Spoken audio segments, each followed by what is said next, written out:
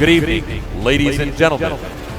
Forbes Middle East welcomes you all to Finruption in Focus, where the regions, leaders, regulators, and end users have all come together today to delve into the disruption, opportunities, and challenges that new technology is bringing to the financial sector.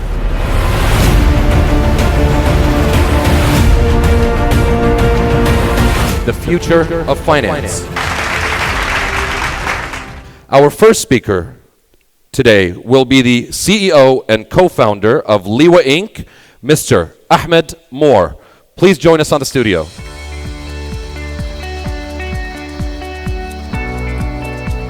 Mr. Ahmed has prior experience in journalism and fixed income finance. He received his MBA in 2006 from the University of Pennsylvania, followed by his MPP from Harvard University in 2013. Next, please help me welcome to the stage Ms. Hiba Daaboul, and a warm round of applause, please, ladies and gentlemen. Ms. Hiba Daaboul is a certified management accountant and active volunteer for IMA and the head of regional decision support at a multinational organization. Hiba is a finance business partner with over 17 years of experience in the UAE in fields such as FMCG and the automotive industry. Next in line, we welcome to the stage the Managing Director of Retail and Banking at Standard Chartered Bank UAE, Mr. Sonny Zulu. Round of applause, please, ladies and gentlemen. Sonny took up senior leadership responsibility at a very young age and has since held a number of senior executive roles in the bank. Next up, please help me welcome to the stage the Chief Digital Officer at Dubai Islamic Bank, Mr. Sanjay Malhotra. Round of applause, ladies and gentlemen.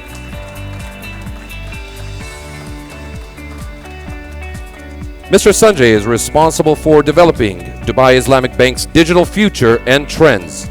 He has 26 years of multifunctional experience in leading banks within the region. Next up, please help me welcome to the stage our next speaker, Mr. Rajesh Nakbal. Mr. Rajesh is the Director of Sales for Banking and Financial Services at Gulf Business Machines. He has more than 2 decades of industry and regional experience, and his expertise has contributed to Gulf Business Machines' focus on banking and Fintech solutions to help customers prepare their business for a better tomorrow. And last but not least, ladies and gentlemen, help me please welcome to the stage the moderator of the panel, the Senior Director at EY MENA, Mr. Musfiq Ahmed. Round of applause, please.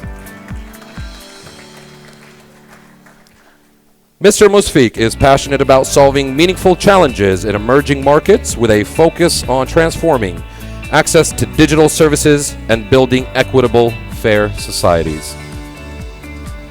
Mr. Musfiq, over to you. Ladies and gentlemen, thank you for being here and enjoy it. Over to you. Ladies and gentlemen, thank you so much for being here. I hope you enjoy our conversation. It's going to be quite punchy. We're going to get into the details of some hot topics. Do join in, have your questions at the end, and we'll get started. Okay, the first question we're going to start with is, how are we dealing with the question of disruption? We talked about quantum computing, AI, big data. We don't want to have an academic discussion, but more on how are you responding to these disruptive trends or emerging technologies. I want to start with Sanjay first. If you can just articulate how you are dealing with this at DIB. The first challenge, I think, which any organization faces is that the field is so vast and the challenge is so diverse that it's very easy to get lost. Because disruption can mean a lot of things to a lot of people. And people normally tout some very big international examples, and I won't name them.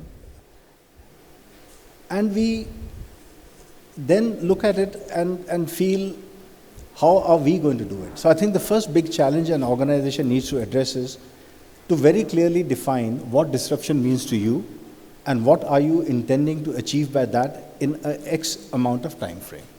So in Dubai Islamic Bank, when we put together our digital strategy, the first definition we gave to ourselves and to the organization was that, guys, this is what we mean by digital. We are not going to do anything more fancy than this.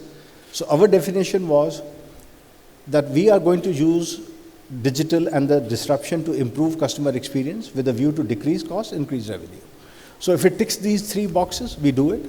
We are agnostic to technology we use. We are agnostic to a lot of things around us. We put the customer first, we put what our objective is, and then we take it forward. So that's what it means to us. Thank you, Sanjay. I'm going to now ask Sunny to chime in. Let me just change the question a little bit. For you, are there any areas that you're really focusing on, thinking, do you know what, actually this area of disruption, for example, machine learning, right, that you're looking at to completely change your business model or your operation? Great. So for us at Standard Chartered, first of all, we look at disruption and we embrace it. We actually think that it's very, very good. As you can recall, that it's not too long ago that disruption was being looked at as a negative occurrence. And it's until recently that everybody is very, very excited now on want to disrupt the market. And so one of the first things that we are really doing is to ensure that we change the mindset. And that mindset has to change from the top right down to everyone in the organization to be ready for disruption, to even disrupt yourself before you are disrupted. And that mindset, if we win the mindset battle, we are almost halfway done. So from the bank's perspective, the first thing we are doing is exactly that. Secondly, we are looking at what can we manage to do ourselves as a bank and what can somebody else in the market be able to do, and we bring them in and embrace that, work together with. And one of the things we can't run away with is we know that very, very well, that the fintechs have been very disruptive. They've been doing a lot of innovative things, and we know there are certain things as banks that we are not able to do, and that is where now we are coming in and working with those that have got the capabilities, the skills, the agility to be able to deliver, and we partner together with them. Great. That sounds like you're doing some amazing things there. Let me just maybe move away from the industry a little bit, from banking to Hiba. Yourself, you're not in banking industry, but I'm suspecting you are seeing similar sorts of trends in your industry. Would you like to just elaborate a bit more what parallels you can draw? Yeah, for us, disruption has been different in the sense that we start looking at, we move away from commodity and from innovation from the factory to really look into personalization and mass customization, understanding what do consumers need and how can we cater for all of them, while we need at the same time to manage our factories, which is all about mass production, right? How do we understand the needs and get the insights of consumers so that we are better able to serve them? We've seen a lot of consumer trends recently, and we've seen that startups are more able and agile to get into those sort of trends. While us, with all the resources and capabilities, we're definitely following the trend. So that's the kind of thinking that starts to kick in and help us shape the future together. Fantastic. Very interesting. And let me just draw in Rajesh for a second, because as a consultant and you work with a lot of banks. Can you just elaborate general trends amongst all the clients that you deal with, and how are they really addressing the question of disruption up front? I think it's been taken very seriously. If you look at the world is digitizing, right, which means that as a customer you're looking at low friction, immediate response and more network connected commerce platform. And this is going to be the next phase of hyper personalization, where the incumbent or the customer or the banks or the financial institute or the financial services the organizations are taking this in a very serious manner. And technologies like machine learning or artificial intelligence is going to play a very important role in terms of the augmenting the human beings to come up with robo-advisors, in terms of the portfolio management around anti-money laundering, putting up basically algorithms that can pick up your frauds much in advance, So I think this is being taken up with most of the customers are taking it very seriously, and they are trying to put strong investments with their new skill set, because while the piece of technology is very much readily available, but I think you also need to ensure that you have the right level of the skills that could leverage and infuse these technologies into your existing systems. So the piece of technology is what I think most of the organizations are trying to leverage on. Thank you for that. Again, let me just change up the balance of the conversation here. So Ahmed, I would consider you as a disruptor, right? That makes one of us. So maybe let's, from your perspective, so you're in the fintech space, trying to disrupt or collaborate with the bank or the financial ecosystem. Can you just elaborate? Do you think they are ready for you? So thanks for the question, and thanks to the organizers for inviting me. It's a huge privilege to be here along with my fellow panelists. My view is that so liwwa, my business, is a lending business. We lend to small businesses in emerging markets today, Jordan and Egypt. The UAE is a very particular kind of market, but often small businesses don't have access to credit because of the lack of information availability, which you all know. I view us as working to resolve a market failure. That's where I see real value for businesses like mine. We work with 5 banks in Jordan. They basically on-lend through us. They're focused on their core businesses, and there are structural things around their expense structure that don't permit them to lend to our customers. Things like brick and mortar premises are not going away anytime soon, to the extent that you can leverage tools, in this case digital tools, to lend to people who may be more expensive to lend to. You don't need brick and mortar premises. So we're really a supplement to the existing banking structure rather than a disruptor. Thank you for that. So in response, I guess, I'm going to draw the attention of Sunny. Do you see fintechs like liwwa or others as competitors, collaborators, enemies, or people to ignore? What are your views on that? How do you see the fintech and the ecosystem, and how are you dealing with them?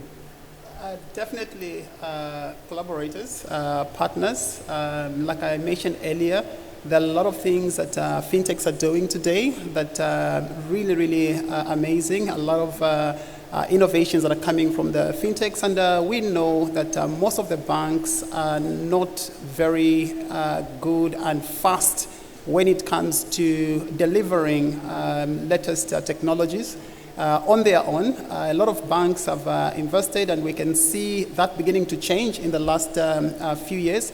But in many cases, we have to work with the fintechs, and I'm very, very delighted. I can give a lot of examples right here in the UAE, even many parts of Africa. Some of you might have heard we launched our digital bank there. We are working with fintechs where we started in one market, and taken them through to the other markets. And because the bank using our network, we have been able to introduce this fintech in other markets that they haven't been to. And one of our experience and advice is as fintechs begin to work with banks, is to begin to prepare to expand, begin to have a governance framework that, and also a structure that will enable you to move from being a micro or small business into a medium or even a large corporate. And some of them have done very, very well. This is something that as a bank will continue, and also to begin to prepare to co-create together with banks. Because some of the fintechs that would come through, they only offer one solution. And for me to deliver what I'm looking for end to end, I have to work with 5, 6, 7 fintechs. If you can be able to co-create, come with your anchor solution, but be able to expand and look at what else is the bank looking for. Thank you for that very informative point of view. Let me draw your attention, Sanjay, just in terms of, maybe let's build on Sunny's point. How do you make it work? Because you can spend a lot of effort with the fintechs or down the wrong rabbit holes. What are the lessons learned for you when you have dealt with fintechs or emerging tech in your experiments? Could you just share some of your thoughts? See, when fintechs come to a big bank, they come with an idea. They come with a solution and they say, look, this is what we can do for you. Now the bank has an onerous responsibility of fitting it into a big infrastructure which the bank holds. So when we design any journey to say, like, if I say account opening, now account opening by itself is a very simple process, but we don't look at it as account opening. We look at it when a customer opens the account, he needs to maintain it, he needs to transact it, one day he'll close it. So that's an end-to-end journey. If you look at a credit card, it's not only getting a credit card, it's the entire management of the credit card, the usual request. So usually when a fintech comes to you, they say, okay, this is how we can block a card, this is how we can change a limit on the card, this is how we can give an offer on the card. So the bank's responsibility is to take that on board and say, okay, in my overall piece, this is where it fits in. But what is important is that it has to prefix with something and suffix with something. So the onus lies of an open architecture where the solution can come and fit in, plug and play. Because unless it fits into your overall system, then it's a standalone piece and it's not going to work. So our advice to the fintechs is that create an open platform, come talk to us, we'll work with you, we cannot do everything ourselves. This is our challenge, we'll give it to you, expand on it, fit it into our overall journey, and we are in business. Very interesting, very interesting. So let me go back to Ahmed. Can you, again, if you answer that same question, the relationship between the fintechs or the startup ecosystem with the banks, what works from your perspective and what doesn't? Yeah, absolutely. I think first it's worth stepping back and asking why a bank is as oftentimes slow or risk averse as it may seem. Banks take deposits, they're regulated for the right reason. Obviously they pose systemic risk, so they can't take lots of risk in trying new things out at the margins. Hopefully you build something which is successful, which can be grafted into an existing banking, call it value chain. But that's primarily, I'd say, in an ecosystem what fintechs can offer today. We don't have billions of dollars for kind of R&D budgets or expenditures for new software systems, but we can take non-systemic risk. Oftentimes, though, the expense associated with securing a banking license is just too expensive. And so you work with a bank for that kind of qualification. One of our shareholders is a bank in Jordan. Liwwa, again, is a lending business. The bank provides us with debt, but also lends us some credibility, at least when we were starting out. In my case, working with the banks is a good way to secure lower cost capital in order to serve my customer. From the bank's point of view, they earn interest. Eventually, those customers may graduate out of what we can offer them, which is loans of up to 100,000, and maybe begin to work directly with the banks as the kind of customer that the bank wants. So that's a synergistic relationship in lending. When you get into things like cash transfers that hopefully we intend to build, you do that on the back of somebody else's banking license and deposit-taking ability. When it comes to compliance expense, there aren't many fintechs that can manage that in-house. And so again, it is something that has to be a close working relationship with value on both sides and ultimately for the customer, of course. Great, thank you, Ahmed. Rajesh, do you have any thoughts on that? So yes, I think if you look at the fintech, probably is more of a regional play because of the regulatory compliance part of it. You should also not ignore the fact that yes, there's going to be a collaborative and competition model. Collaboration more towards fintech and competition more coming from the big techs, because I think in this discussion we are probably also looking at the fact that you have the big techs also which are going to be looking at this market, because the vacuum is so much from an digitization perspective that you have big tech also putting a big foot forward. And we are seeing that as a major trend, and you will have a collaboration where the fintechs might own the digital onboarding platform, they might own a platform for advisory functions, and probably start doing a white label services for the banking accounts at the back end. So the regulatory part, let's be managed by the bank, and where you have the touch point or the system of the engagements, those are the ones which are being managed by the fintechs. And similarly, there are a lot of banks who are also launching the digital banks, but at the back end, they are again using their core business or core incumbent piece of the business as white labeling the banking operations. So I think collaboration and coexistence is going to be the way forward. Thank you. Thank you very much. If I could interject there. So the largest fintech, I think, today in the world is Stripe, which is a US-based payment processor. They, by virtue of their business model, have to work with Wells Fargo as the merchant acquirer on the back end. So they've managed the client acquisition, they've managed the distribution across small businesses around the world, actually. But it's Wells Fargo which still maintains the assets at the end of the day as a regulated entity. And one important point also is, as you move towards more digital aspect, I think your relevance of security becomes very important. And more of these fintechs are bringing digital captures, image recognition, voice recognition as part of getting you onboarded. And I think that also is going to be an important play coming down the line. Oh, very good point. Let me just maybe bring Hiba into the conversation. How are you seeing this in your industry? Because you're not in the finance industry, right? I'm keen to see what the finance industry can learn from the consumer product side. Can you just explain? I think we'll be telling a similar story in the sense that we're working with startups, and the reason primarily why we do so is because we want to tap into that knowledge that they have and agility in the sense that how do they see problems and how do they address them and what can we learn from them. So there are different forms of partnership that we'd had with them, either by acquisition or by having partnerships to learn from these people, understand how they think and how do they approach problems to solve them, and then learn together. They don't have the fear or the hierarchy to worry about. Instead, they have a problem that they see and they approach it in a different perspective, and that's what we value. Interesting comparisons between the two industries. So let's pick on that point around organizational agility and responding to these changes. Sunny, I'm going to come back to you.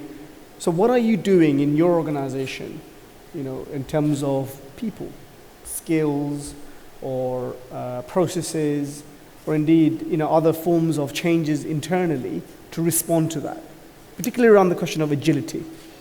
Great. So I think the first one is just changing the way that we work. I think that a number of organizations, including ourselves, we are now going more agile, and that is really helping. And it's a bit of that change in itself hasn't been that easy. As you know, especially in the banking sector, you will have the compliance function really wanting to operate as compliance. You will have your audit function really wanting to. So there have been a lot of silos in the past, and we realize this is not able to work. Let us now have an agile way of working, bring everybody else on the table, and as we know, Agile is not just changing the way that you sit, it's actually really literally changing the way that you work. And it's a very, very big shift for us. So that we have started doing, but also beginning to look at the way that we hire and the way that we recruit. I must mention at this stage that we should all come alive the fact that most of our education system is actually not helping today. If you go back and you look at the curriculum for most of our schools, our universities,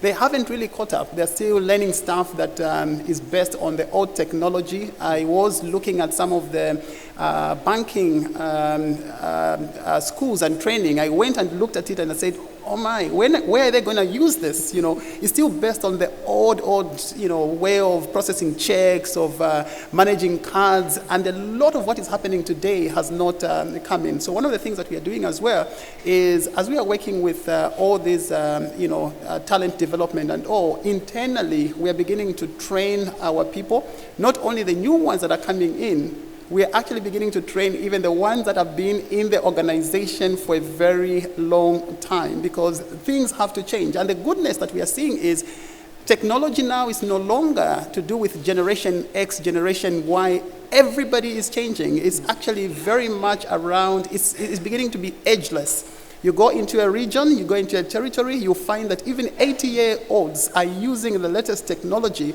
and that is something that we have come to appreciate, that it's very, very possible to have even my big brother Sanjay here talking about latest technology, and it's not only for the young ones. Very interesting. Rajesh, I want to come back to you. So, in dealing with all your clients, to what extent are banks or financial industry generally ready and prepared for that kind of agile organization? So I think that's quite a big challenge for most of the incumbent organization, or because they have a legacy, right? It's not easy to infuse this DNA, and most of this agility comes as a part of a DNA of the organization. You need to be nimble, you need to be responsive, you need to be liquid, you need to be resilient.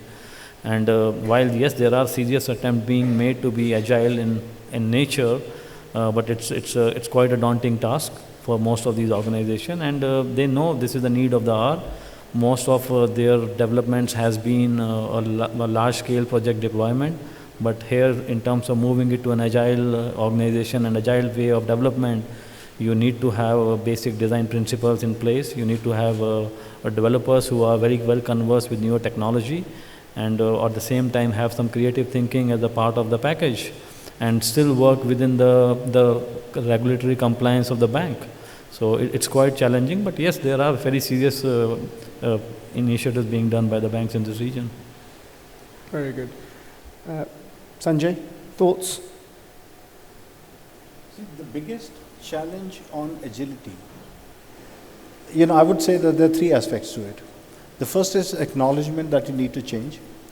B is aligning your leadership around it. And third, and the most important thing, is aligning the people around the organization to believe in that common goal. The first part, I think most organizations have done, because everybody today realizes that there's a need to change. Things are happening around us at a very rapid pace. Unless we adapt, we are going to get left behind. So that bit has happened.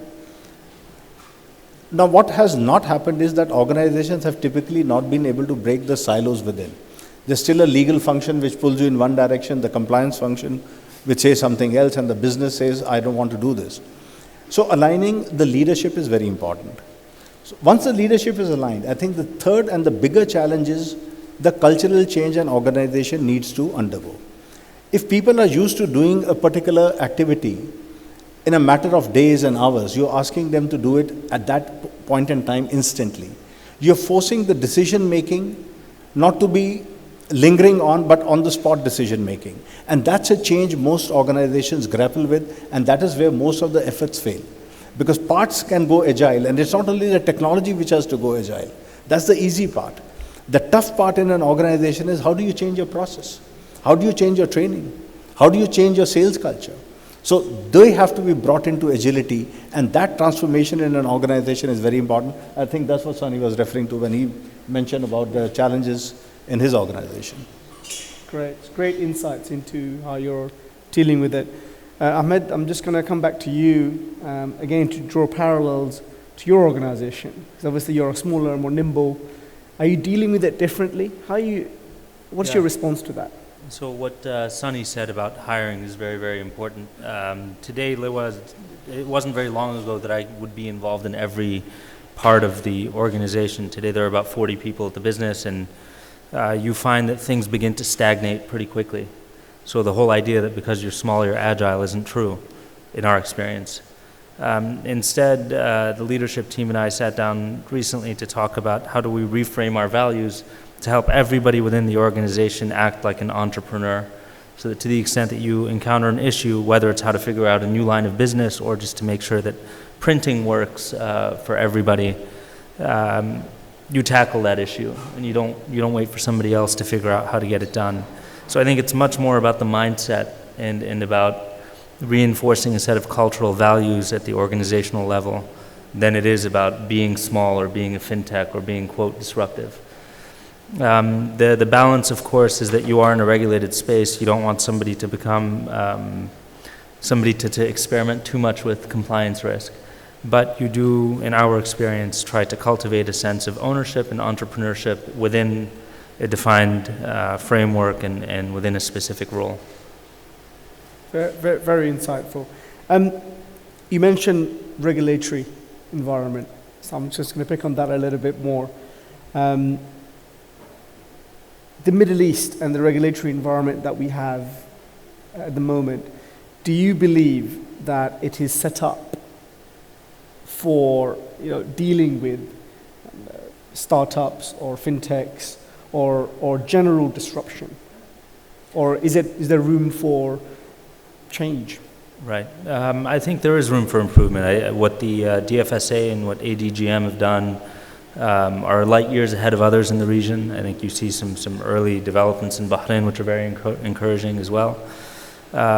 Yet, we have some real challenges in the region related to security, related to knowing your customer. Those can't go away, but you have to remember that if a standard chartered and a fintech approach these problems, the systemic risk, how do I put this? Standard Chartered is much larger than many fintechs, and I think that the regulatory frame for looking at KYC at Standard Chartered should be right-sized. And I think sometimes that's missing from the perspective of the regulator. Not all risks are created equal. Very interesting. Sunny, I think that was an opening for you to respond. Absolutely, absolutely. So I think that we have seen a very, very encouraging response from the regulators across the region, I must say. And as Ahmed has mentioned, I think different countries are doing, different things. I think Bahrain has been doing very, very well. They are one of the first in the region even to be able to embrace the whole concept of open banking. And the open banking will change the way that we have been doing banking across the entire globe. I don't know how many people in the room have heard about UAE Pass. Okay, a few hands. UAE Pass is being laid by the regulators, and it will really change the way that we have been doing our KYC or our customer due diligence. This is going to change completely, because once you have the digital identity, just with that digital identity, you can access so many services in the UAE. You don't need any other detail, any IDs, as long as you've been able to verify your ID on UAE Pass. You can log into your bank account, you can log into liwwa, you can log into RTA, in any other service that is in the UAE, you can be able to do that. And with that identity, even if you're a new client, you can be identified without having to submit any documentation. And if you look at things like that, it's very, very innovative. Obviously, it's going to make the whole client experience much more easier as you are getting to be onboarded, but also it will reduce on the paperwork that we go through. Even if you are moving from one institution to another, it becomes very much easy for you to be able to go through that entire process. But the question is, are the regulators doing enough?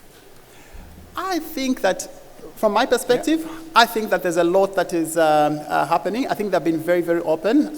From my own experience, even a few times that we have sat down with regulators with innovative ideas, they have been very, very welcoming. If I can be able to own up on one of the interactions with regulators, they actually told us, we need more of this. Where have you been? This should have come in, yesterday. This is very good. So to have that kind of response is very, very, very encouraging, and it means that it's really open for us to go up with ideas, and they will be welcomed. Thank you, Sami. So, if I could just think about the treatment of mobile wallets in the region versus just regular mobile top-ups. It's the same transaction. With a mobile top-up, you can put 3,000 dirhams or whatever it is. I guess I'll use the Jordan example. 100 JDs in phone credit with very little scrutiny. But a mobile wallet, which again is a closed ecosystem, you're not transferring money to anybody or anything like that, has a much higher standard of diligence. And it's not clear to me why that's the case. It's the same transaction, different use of proceeds within the same ecosystem. Okay. Let me pick that question around standardization of regulatory policies across regions, so GCC and MENA overall. Sanjay, maybe you can pick that up in your experience. How are you seeing that for your bank at least? The regulation, I think the regulator is pretty aware as to what needs to happen. And let me talk of the regulation which pertains to banks rather than the fintech alone. I think Ahmed has covered that. Now, when it comes to banking and digital in banking, I think the regulator, whether it is the UAE or anywhere in the region, is pretty aware, is pretty alert as to what needs to be done. The UAE Pass, which Sunny referred to, is a great example.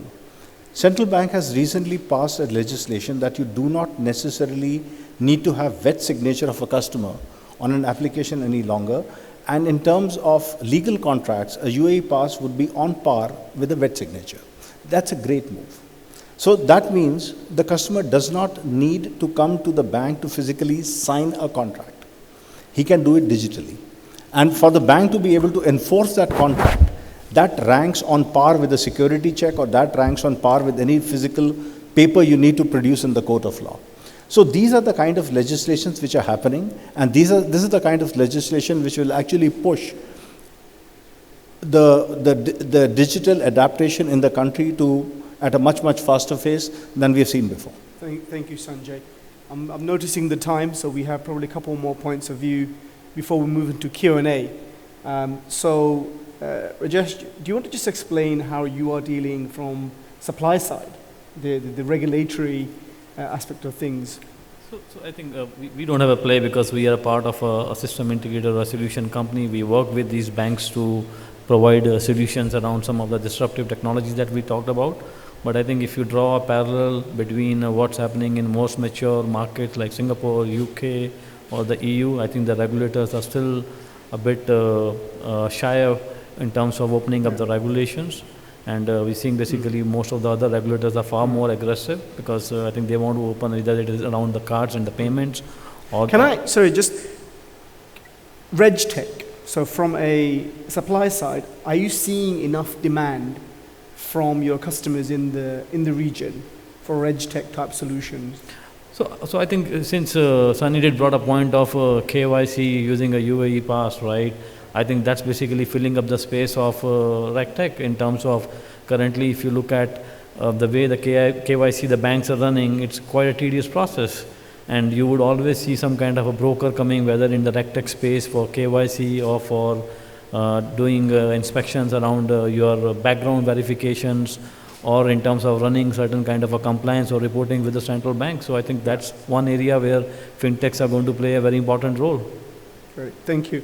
And final point, Hiba. So in a completely different industry, how do you deal with, regulation generally, and combine that with need for growth and need to work in a complex ecosystem? I think it's something that we have to comply with, and from a consumer perspective, I'm happy that the regulatory is moving in that direction. For example, we move from purely shareholder satisfaction to a wider range. We have corporate social responsibility. We look at requirements on emissions, on sugar. So it looks like the organization of the future is not just solely focused on profit, but rather having a broader sense of satisfaction to the whole society, which I think is good in a way, and that's what regulatory is driving. Very interesting. Yeah. Well, I think we are kind of out of time for any more discussion, but I would like to just use the next 5 minutes to maybe ask you, for the audience to ask a few questions. I see a hand over there. I think it's Tariq. Do we have a mic, somebody, please? Thank you so much. First of all, just a comment. Hiba, hats off for making a panel of 85% men, look more inclusive. And I would really appreciate Forbes Middle East to include more women on the panel. But that aside, my name is Tariq. I'm the program director at Sharjah Entrepreneurship Center, and also the VP operations at Hub 71. And I'm from the startup side. And as you can see, I'm hyped and charged because we hear all sorts from the startup side. The panel was named Future of Finance. And after the panel, I'm a bit concerned of the future, really. And the reason is I do hear the same notion that we need to understand what disruption is. We need to understand how to include startups within our mega corporation, change our processes and policies. And I do understand that these are very difficult things to work on. But in an age where we're talking about banking as a platform, and with comparing ourselves with the US market, where we've got the likes of Citibank, JP Morgan and Chase, and the likes investing in fintechs, why haven't we seen banks in the Middle East, not necessarily just the UAE, investing in those fintech? They don't necessarily need to integrate with the banks yet. Maybe if they were invested in and they got to understand how to work and integrate within a bank, maybe then they can fully integrate. But why isn't there enough investments being put Thank you, Tariq. into banking? So I'm going to ask Sanjay to answer that very tough question. Why have you not done enough, Sanjay? See, there are two ways to look at a problem. Number one, I have a solution. Do you have a problem? Right? Second is, I have a problem. Let's look for a solution. So unfortunately, what has happened, most of the fintechs is, I have a solution. Now tell me where's your problem and how I can plug in your solution. So that's probably not the way banks are geared to work. Banks are geared to work by saying, this is my problem statement, give me a solution, and not the other way around. So that's challenge number one. Challenge number two is that the banks in the region are much smaller than a JP Morgan or a Citi. So your resource pool into investing in all this kind of new technology is limited.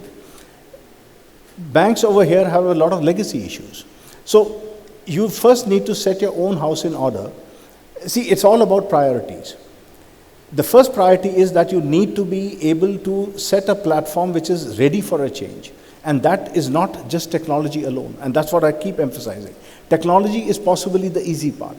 You can junk away your legacy system and for a few $1 million get a new one.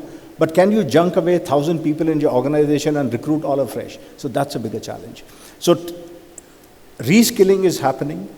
People are getting reskilled. People are getting retrained. And at an appropriate time, I'm sure you will see a lot of initiatives happening in this market. Talks are on. Thank you, Sanjay.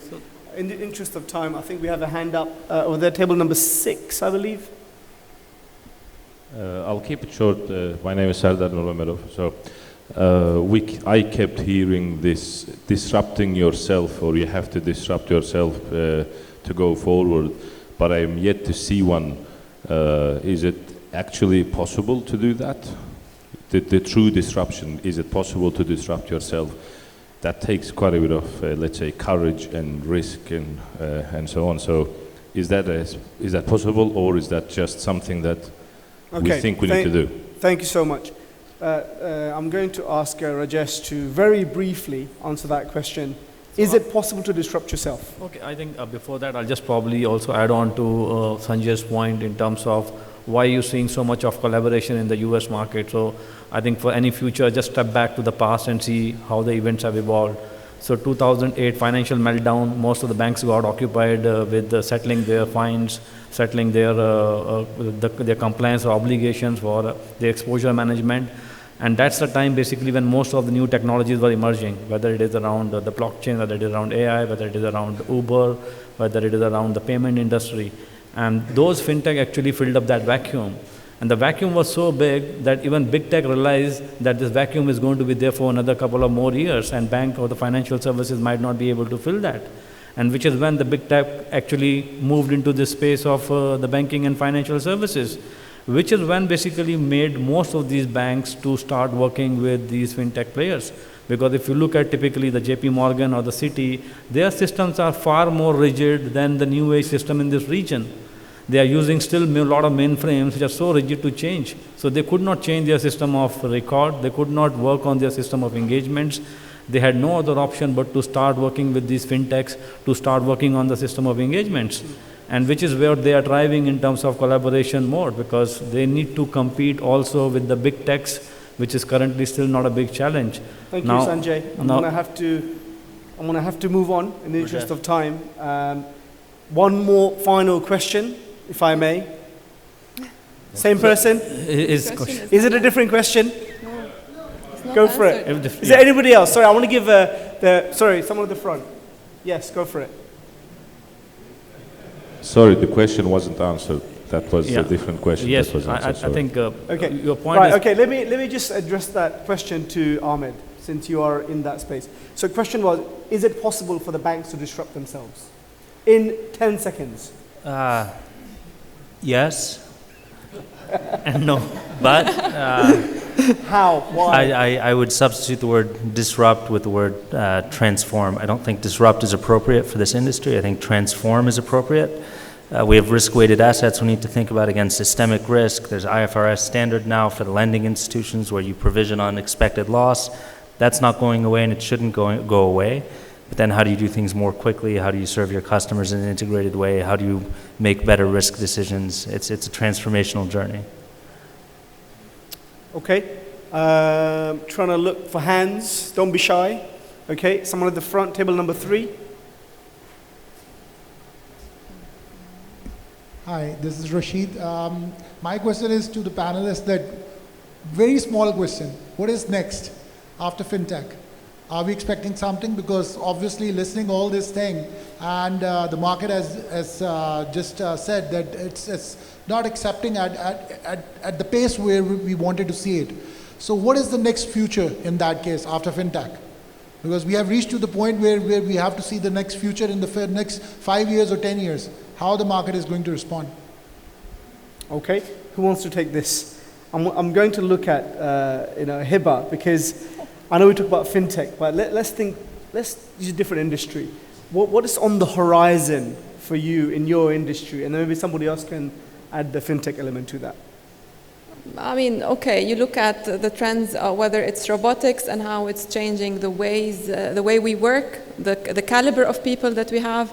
I think the next big thing, and also, for example, on AI and how it's making us coexist with technology and shaping our capabilities. I think what's next is really, especially here in the region, how can we level up our skills, and what do we do with the existing workforce, and how do we make it, because it's much easier said than done.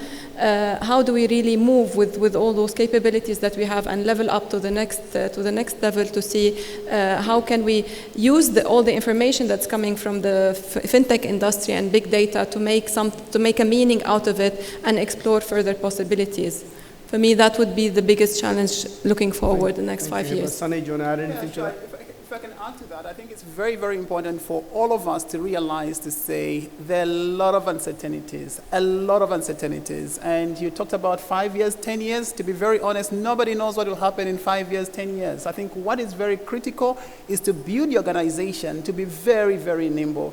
Build it in such a way that you can be able to respond to change very, very quickly. And a 10-year horizon, if you're building something for the next 10 years, probably that will be completely obsolete by the time you get to the 10 years. But if you build it in a way that if a change comes, you're able to adapt very, very quickly, then you are likely to win not only in the next 3 years, 5 years, 10 years. Right. Rajesh, do you want to add anything? What's beyond the horizon?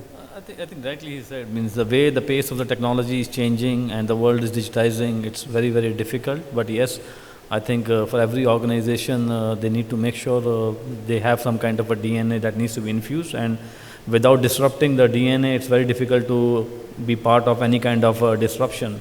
So as any organization, you have lived a DNA, you have the same physique, the value system. It really needs to be disrupted if you want to start basically right from the bottom and make this organization more agile and more lean and more nimble and more resilient. Thank you. Ahmed? I can't see the future any better than anybody else, but I think data overlaying everything. We use data to make better credit models at liwwa, or better credit decisions. But I can foresee a world, it's already the case that thermostats will adjust the temperature in your house based on whether you're in the home or not, whether you're moving basically, but you can foresee municipalities adjusting their trash pickup based on whether the bins are full or not, using very inexpensive sensors which are available today. So just seeing better efficiencies, or seeing efficiencies emerge across all industries based on data collection and integration is something that I expect to happen. Thank you very much. Sanjay, what are your thoughts on the future? I'll stick my neck out. If in 5 years from now you still see the banks around, banks are not going to disappear. I think you'll see much more agility, much more agile banks, probably a bit fewer. But banks will remain, fintechs will remain, there'll be a better ecosystem for coexistence. I think the customer will be the winner at the end of the day, but banking will remain. Very good. Well, I would like to thank you for your amazing questions and amazing group of panelists for your very informative insights into your organization. Thank you so much. I hope you enjoyed the conversation. Ladies and gentlemen, round of applause, please, for our panelists. And thank you, Musfik, for a job very well done. Really appreciate it.